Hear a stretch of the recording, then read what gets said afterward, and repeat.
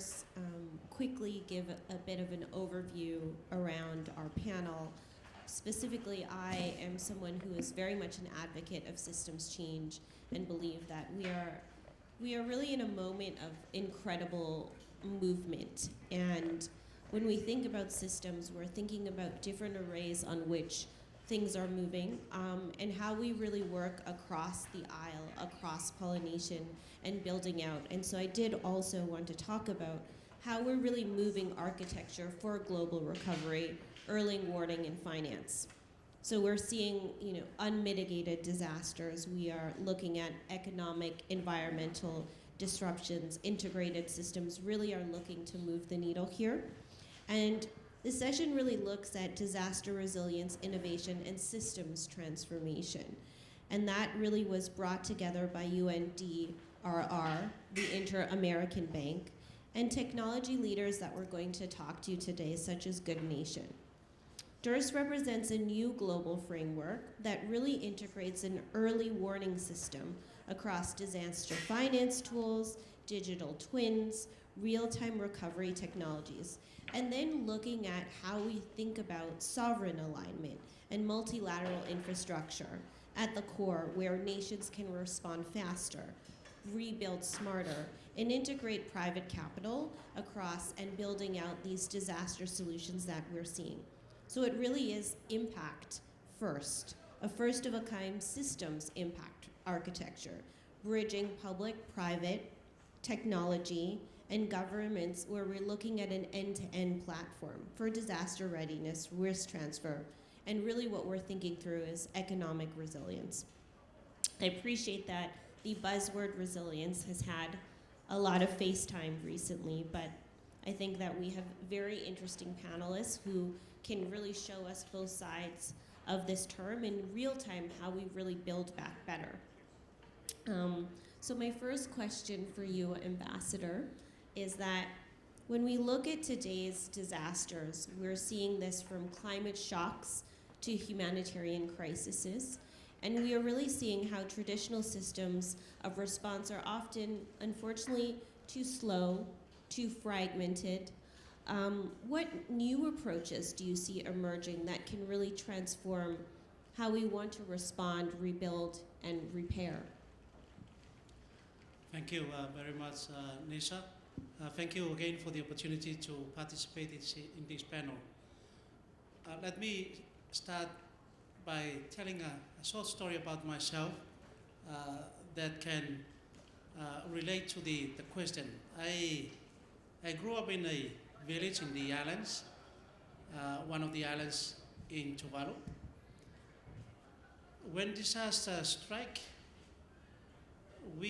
when I was young, we tend to love running around, putting up things to help protect the house from falling. And we see there's not as bad as now. Basically because at the time we have traditional house that we can easily rebuild at the time. But now, because of the influence of the Western world, where every building in Tuvalu are all made of imported materials, now every time there is a cyclone or a strong wind warning, we have no option to rebuild quickly. That is because we don't have those materials. Now, the question of how that is the situation for small island developing countries like Tuvalu, I must say that it's about time that we focus on proactive actions in trying to make sure that we are more resilient, more ready to build back. I believe you might have remember the two major disasters that took place in the Pacific. The most recent one was the earthquake in Vanuatu and the earthquake in Tonga. These two countries are still trying to come to terms with the aftermath of those to earthquakes, their capacity and their ability to build back is very limited. So the response to whatever the disaster we have in the Pacific takes a lot of time for us to be able to address. And that is why it is important now that we make use of the facilities, the partnerships that are already available out there to help us with our disaster risk management. Wonderful. I will come back to you again, but on Sergey, I would love to, you with your tech platform, how do you see some of the holes in the system that we're seeing from the ambassador mentioning? How do you think that tech can be used as an innovative way to try and stop escalations and preempt them from happening globally? I would love to kind of pick your brain around that. Yeah, thank you. These disasters that are getting more and more often now, they were happening back in the years once in a century. Right now they became a new normal. And probably the most important question that we should ask ourselves is why? What is the reason for that? And obviously the answer is this is how Mother Nature responds to what is happening bad towards her. So, and then the question how we can slow this down, how we actually try not to fight with the consequences, but trying to make the things better so that these disasters will slow down. And this is where in Good Nation we see a particular role. That's what we want to be focused, to create humongous power of good that is capable actually to slow down these unfortunate events. When we all in this room will decide, like from this moment we will do nothing that can potentially damage the nature, the planet, that will be great, but will it be enough? I believe that we all understand that probably not, because 8 other billion people probably not going to do the same. So with Good Nation, with the technology, bringing all the best practices of social medias happening over the last 20 years, we're bringing this all together in an incredible ensemble to achieve something that we truly believe is a solution, to achieve massive adoption of social environmental impact. How to get everybody into fixing, into taking care of our world. Yes, how even a kid 8 years old can join social environmental impact agenda. That's what we are after, that's what we are working on, and certainly to achieve that we must deal with the main 3 reasons why this massive adoption of impact is not happening. We identified them and they're pretty obvious, everybody knows, like to do good for the world means to spend money, to donate. And unfortunately, most of people on this planet in a survival mode, they're not capable to donate to anything. Doesn't matter if what they want, they don't have money. So that's the biggest problem. The next one, even if you have money, you would like to support, you donating them, but something slows you down because you have zero trust. Because you heard that probably everything will be spent for administrative costs, so whatever the reasons, but nothing will be fixed at the end of the day, so you're not doing anything. And of course, technologies like, as we spoke, blockchain here to provide transparency, reversibility, like all of that over there, but still not enough. We are so fragmented, we are so not doing this together. And the main reason why is number 3 challenge that we are fighting towards getting into this massive adoption. Number 3, unfortunately, is the most serious one, because it doesn't matter how much you would like to support, how much money you have to donate, and if you have trust or you just don't want to donate, you don't care if it is there going to be reasonably spent or not. At the end of the day, you understand that what is there for me?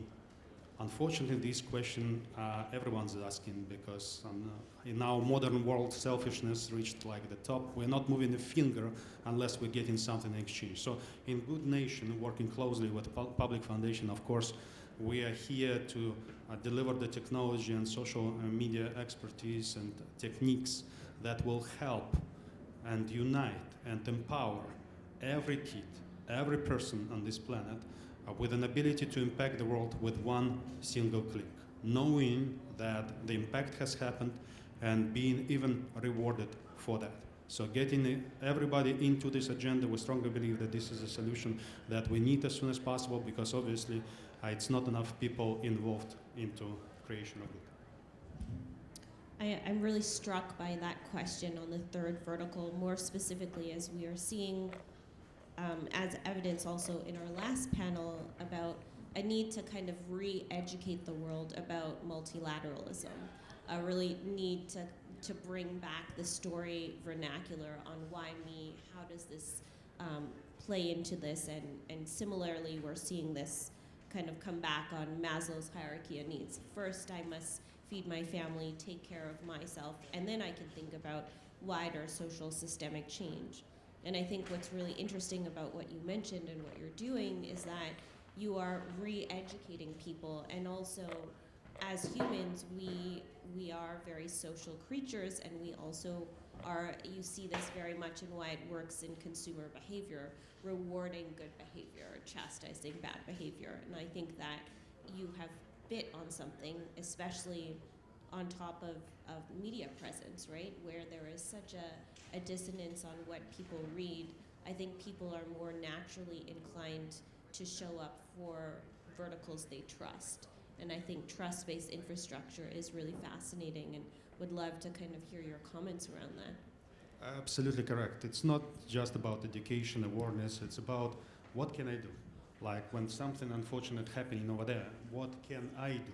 How can I help? I have no money, I have no this, I'm not receiving reward, I have zero trust. Like, these are essential questions that come in again and again to everybody's mind, and that is why it's just limited group of people that is really supporting, and others don't. But think of that. When we will get everybody into agenda of fixing, will you continue damaging this planet that much?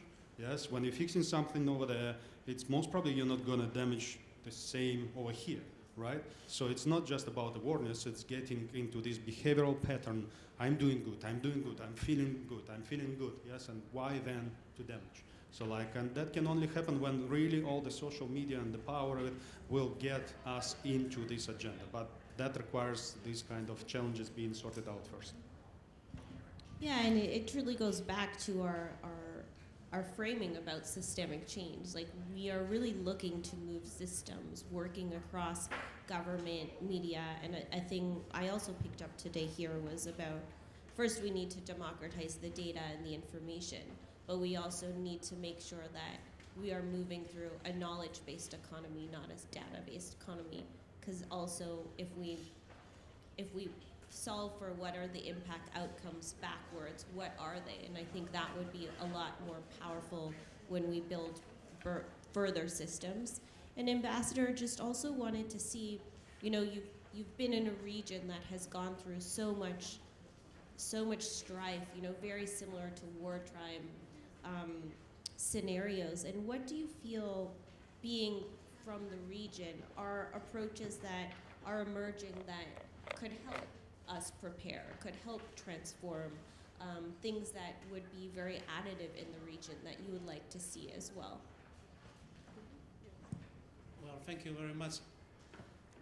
Coming from a small island developing state in the Pacific, a place that is quite isolated from big markets, it comes to our understanding that being an isolated region, we need to take advantage of the emerging technology, emerging approaches that can really help us.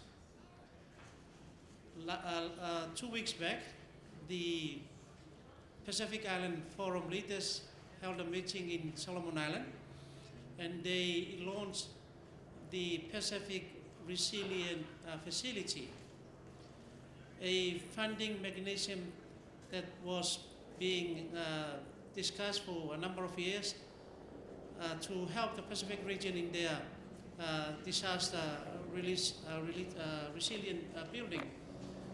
This is because of the experience that we have had in the past years trying to get access to funding from international institutions like the Adaptation Fund, the Green Climate Fund, the Global Environmental Facility.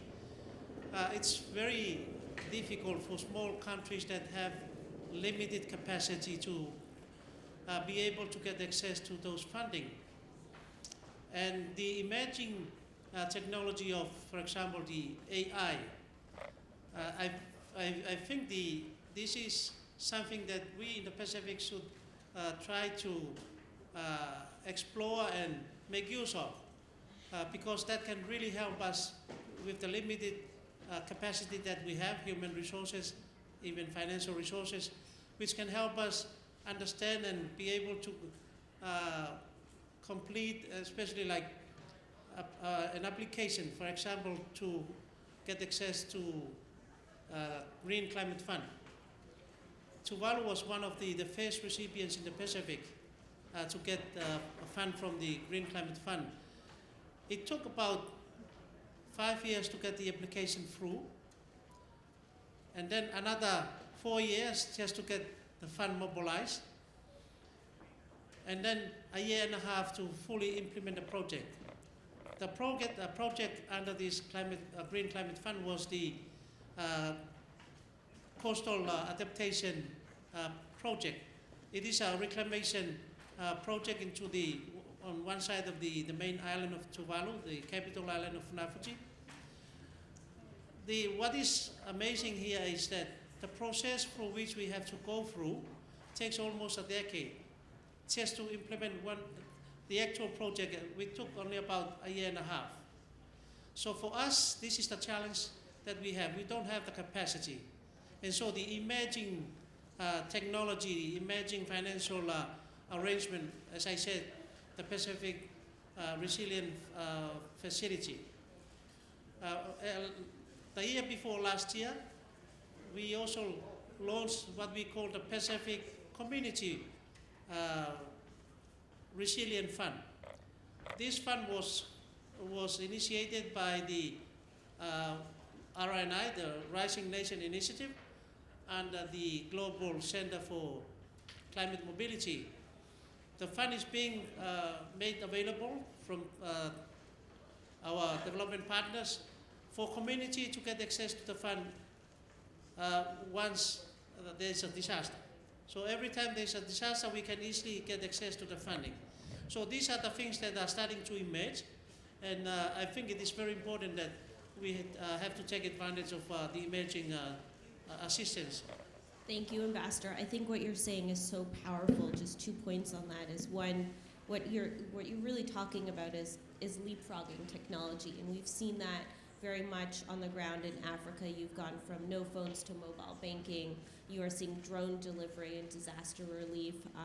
People are able to get access to healthcare access through a lot of this AI technology and digital algorithms. So I do feel that it should be very much celebrated, and obviously there are concerns in relation to where that data is going, but I think I'm going to err to be hopeful that that's so fascinating that there are now tools and the data is there and the tech is there for us to further build out. I guess quickly to Sergey, and we have a minute and then we'll close, is that what are you seeing that's very exciting about this space that gives you hope? Every time after panels we do have photo shooting and everybody holding one of the SDGs. And I was witnessing how most of the people holding SDG number 17 partnerships. Yes, because all of them are important, but one is really crucial. It connects us, it links us, it helps us to get united and to solve the challenges together, because it's easier.